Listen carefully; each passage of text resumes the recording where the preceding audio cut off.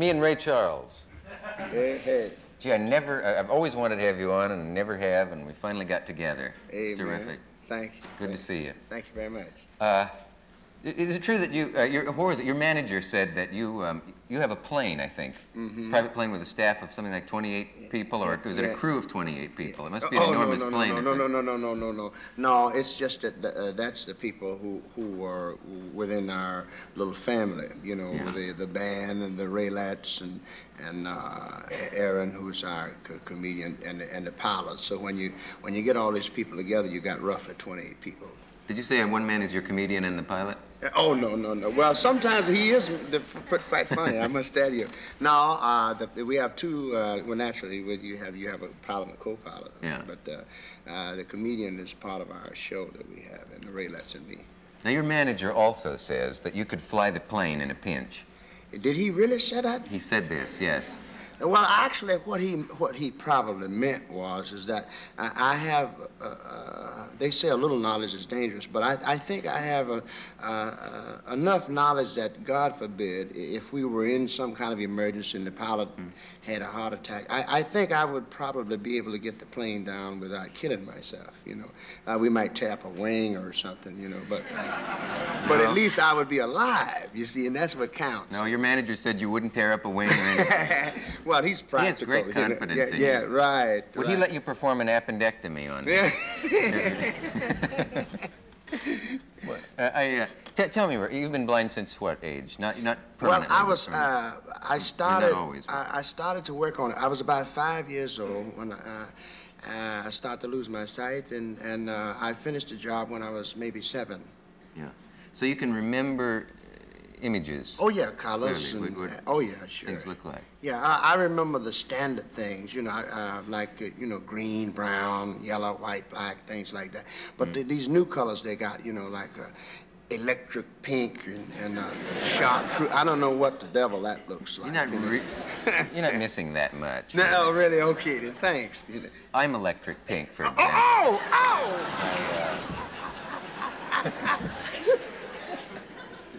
It's funny, you know, I was thinking, can we talk about blindness for a bit? You can talk about anything you want, your show, you know that. Oh, true. Most of the time. I've been told that some blind people who could have their sight restored have refused because they have spent most of a lifetime adjusting to it, and that it would just completely disorient them to have it restored suddenly. They'd have to learn all new habits, and they have actually... Can you sympathize with that? If I could wave a wand and say you will see, would you accept that? I probably... well, let's put it this way.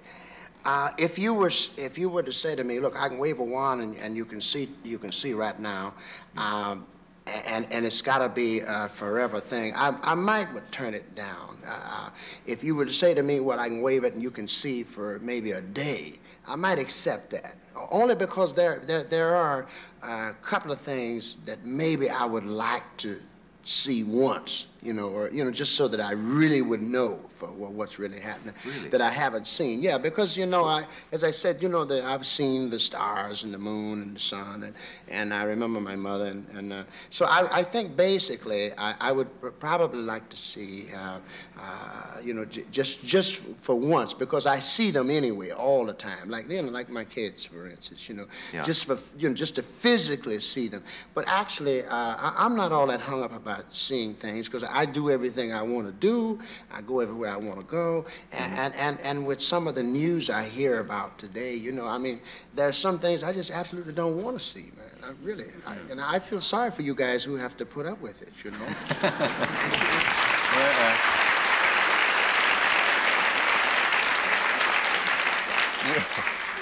You said your kids. What else would be on that list of things you'd really like to get one look at? Well, it's really not that much. I think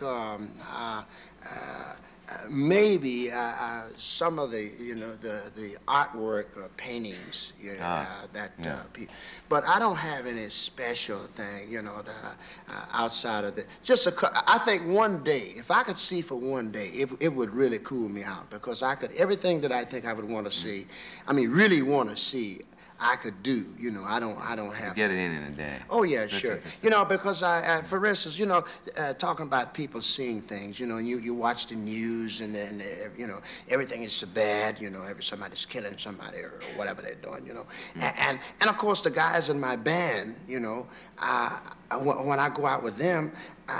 They take me out and we're going down the street and they go crazy, you know, they look at the girls in these mini skirts and things or whatever, and they, well, you know, I think, you see, I think I'm fortunate. I don't have to suffer like that, you know what I mean? And if you want to, you can picture it any way you want to. Oh, of course you can. Well, I figure if I really want to know, I have the greatest sight in the world, the sense of touch. You can't beat it, man. You know, Oh, I see. You didn't change the subject. Oh, no, no, no. Okay. So if I say, and I was thinking about this today, we all have a visual image of somebody, people who are sighted. If I say Raquel Welch or Lyndon Johnson or Hubert Humphrey or Phyllis Diller, most people think of a face. What do you think of a sound? What they sound like to you? Yeah, I guess I'm kind of like old radio, if you can imagine. You know the characters they used to have on old radio, and you would hear these people, and you always imagined what they basically look like, you know, because the sounds can't fool you, though. You know, you can hear someone who has a baby voice and they're huge, you know. On the other hand, there is somebody who has a very deep voice, you know, heavy, and they're a little bit of cats, man, you know. No. Yeah, you didn't know that, did you? No, I didn't. I hear you, baby. How do you picture me? No, well, actually, I think that... Speak right up here where I am. You don't mind? Well, you know, I basically picture you. I think the first time I heard you, I thought then that you might be a gentleman, you know, of a medium build, like 170 or 65 pounds or something like that. Incredibly accurate. You know, yeah. When you say that, that must. I guess I'm describing you wrong somehow, you know. But this is what you know. You don't have what you call the world's deepest voice or the world's lightest voice. Very pleasant man. I could, you know, like you have one of those come hither sounds. You know? Really? It's true. What do you recommend I do with this sound? It's quite magnetic, you know. I really have to tell you sincerely. I've been listening to your show, and I don't want you to think I'm putting you on because I'm here, but it's quite true. Since I'm sure you know, I would never say this if I didn't mean it, you know. I watch as much of your shows as I can. I've seen many interesting people on the show. Oh, yeah. I'm supposed to watch you. You're not supposed to watch me. Well, I watch you, and I know I can just hear the people thinking, how can he see that? How can he know what he can't see this show. Oh, but you'd be surprised, you know. It's a great thing when you can sit back and you listen to the people on the television shows. Because I know that a lot of times pictures are good, but the great thing is when you can imagine the various guests that you have on and the expressions on their face when you say certain things to them, you know, and you can know sometimes the little shock value.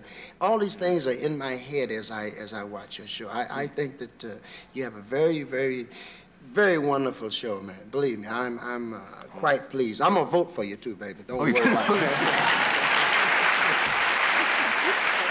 In that case, I'll run. Will you play again when we come back? We'll take a station break right now. We'll be right back. Okay.